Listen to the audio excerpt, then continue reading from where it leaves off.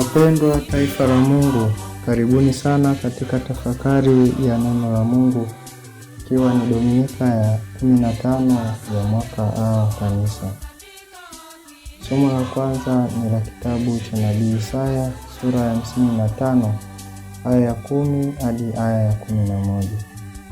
Somo la pili ni la waraka wa Mtume Paulo kwa Warumi sura ya 8 aya ya 18 hadi aya ya 23.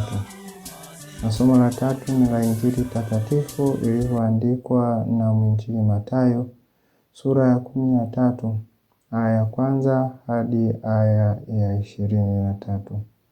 Tusikilize Injili takatifu.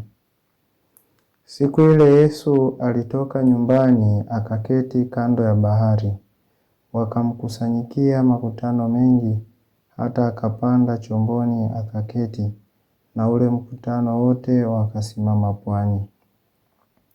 Akawaambia mambo mengi kwa mifano akisema, tazama, mpanzi alitoka kwenda kupanda.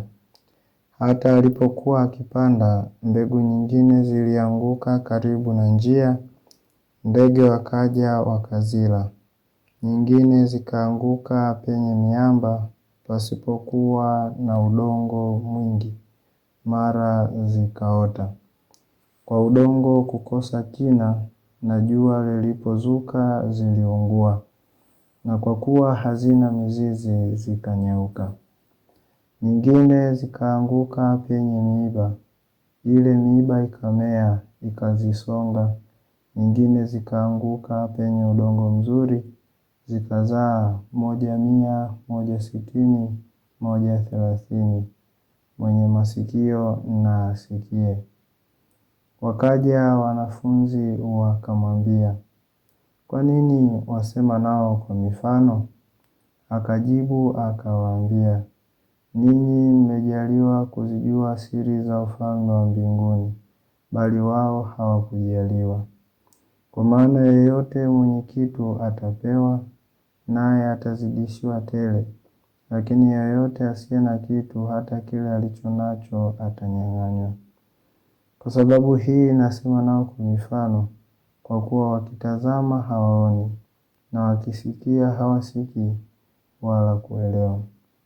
Na neno la nabii Isaya linatimia kwao likisema, kusikia mtasikia wala hamtaelewa, kutazama mtatazama wala hamtaona. Maana mioyo ya watu hawa imekuwa mizito, na kwa masikio yao hawasikii vema, na macho yao wameyafumba, wasije wakaona kwa macho yao, wakasikia kwa masikio yao, wakaelewa kwa mioyo yao, wakaongoka nikawaponya. Lakini heri macho yenu kwa kuwa yanaona, na masikio yenu kwa kuwa yanasikia. Kwa maana amini nawaambia, manabii wengi na wenye haki walitamani kuyaona mnayoyaona ninyi wasiyaone, na kuyasikia mnayoyasikia ninyi wasiyasikie. Basi ninyi sikilizeni mfano wa mpanzi. Kila mtu alisikiapo neno la ufalme asielewe nalo, huja yule mwovu akalinyakua lililopandwa moyoni mwake. Huyo ndiye aliyepandwa karibu na njia. Naye aliyepandwa penye miamba, huyo ndiye alisikiaye lile neno, akalipokea mara kwa furaha, lakini hana mizizi ndani yake, bali hudumu kwa muda. Ikitukia dhiki au udhia kwa ajili ya lile neno, mara huchukizwa. Naye aliyepandwa penye miiba, huyo ndiye alisikiaye lile neno, na shughuli za dunia na udanganyifu wa mali hulisonga lile neno, likawa halizai. Naye aliyepandwa penye udongo mzuri, huyo ndiye alisikiaye lile neno na kuelewa nalo. Yeye ndiye azaaye matunda, huyu 100, na huyu 60, na huyu 30. Injili ya Bwana. Ndugu zangu wapendwa, leo tunapata mwaliko wa kila mmoja kutafakari kuwa ana mwitikio gani kuhusu neno la Mungu katika kulipokea na kuliishi maishani mwake. Tutambue nguvu ya neno la Mungu ndugu zangu katika maisha yetu. Hata tulikwepe vipi, lakini lazima litufikie, kwa sababu lina msaada mkubwa sana. Hata tusiposikia kwa wakati kama huu, kuna wakati tutalihitaji sana ili lipate kutuokoa kule ambako tunakuwa tumeangukia.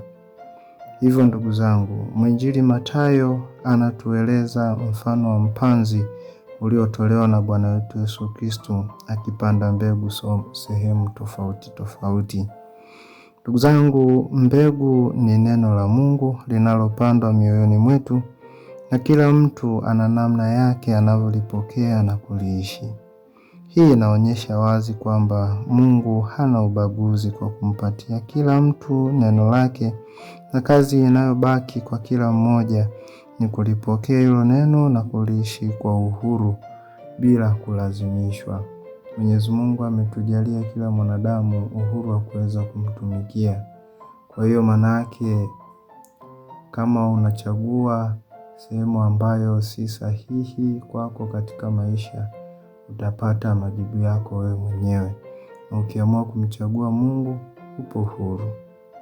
Hivyo wapendwa taifa la Mungu, daima siku zote katika ulimwengu huu makwazo ni mengi na changamoto ni nyingi, lakini mvumilivu na mwenye kumtumainia Mungu ndiye mwenye kuweza kuyashinda yote haya.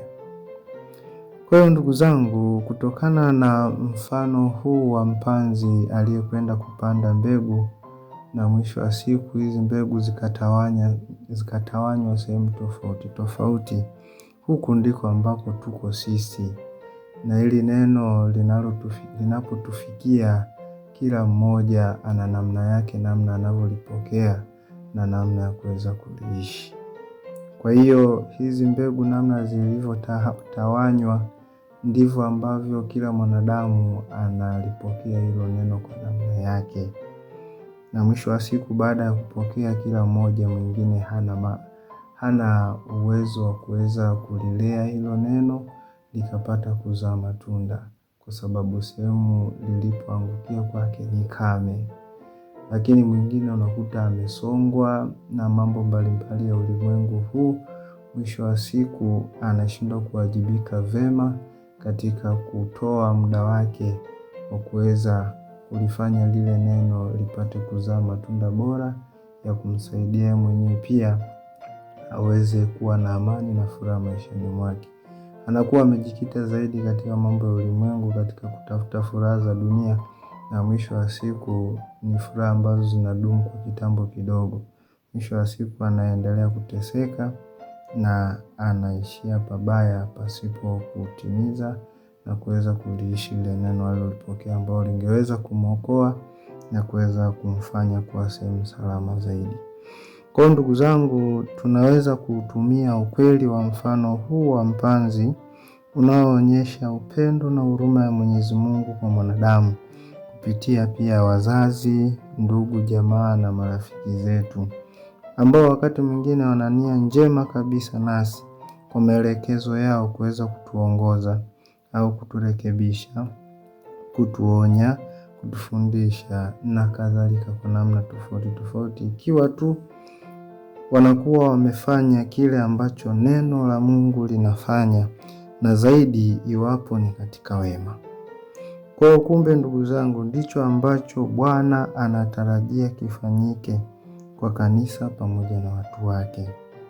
Imani ambayo tumeirithi kutoka kwa mitume, ambao Kristo aliipanda kwa mitume hao ili wapate kuieneza ulimwenguni kote. Imani hii imejengwa, na namna ilivyojengwa tunaona kanisa linazidi kukua, na katika kukua kwake huku ndiko ambako tunaona ni matokeo ya mbegu iliyopandwa katika udongo mzuri.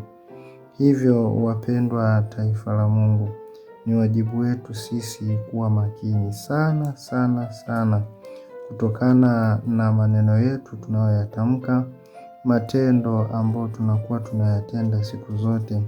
Wakati mwingine haya yanakuwa yana ujumbe, yanakuwa yanapanda kitu fulani kwa wale ambao wanatusikiliza na wale ambao wanayashuhudia matendo yetu.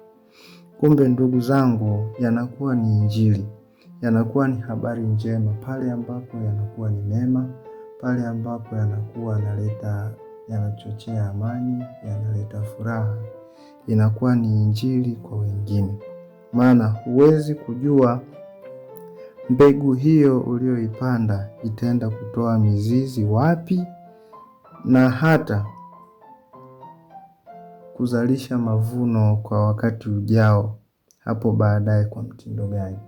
Kwa kuto kujua, ndugu zangu, tuweze kuwa chachu ya kuweza kupandikiza mbegu ambayo itakuwa inaleta chachu, na mwisho wa siku tutailea vizuri ili iweze kuzaa matunda ambayo yanaleta tija na anakuwa msaada mkubwa wa kuweza kuendeleza kusambaza habari njema ya wokovu kwa watu wengine. Hivyo ndugu zangu, niwaombe katika kutafakari neno hili takatifu kwa namna ambavyo Bwana wetu Yesu Kristo anatoa mfano huu ambao unaendana sambamba kabisa na tamaduni za Kiyahudi kwa kupenda mambo ya kilimo. Basi hii mbegu inakuwa msaada kwa wale walio wanyenyekevu kuweza kumuelewa anamaanisha nini. Hivyo ndugu zangu, tuombe neema ya Mwenyezi Mungu itusaidie neno la Mungu linalopandwa maishani mwetu katika kuwasikiliza watu mbalimbali kupitia homilia, kupitia mafundisho mbalimbali ya dini, kupitia maonyo mbalimbali na marekebisho mbalimbali ambayo tunakuwa tumepewa kutokana na tabia zetu mbalimbali, ili tuweze kuwa na tabia njema zaidi.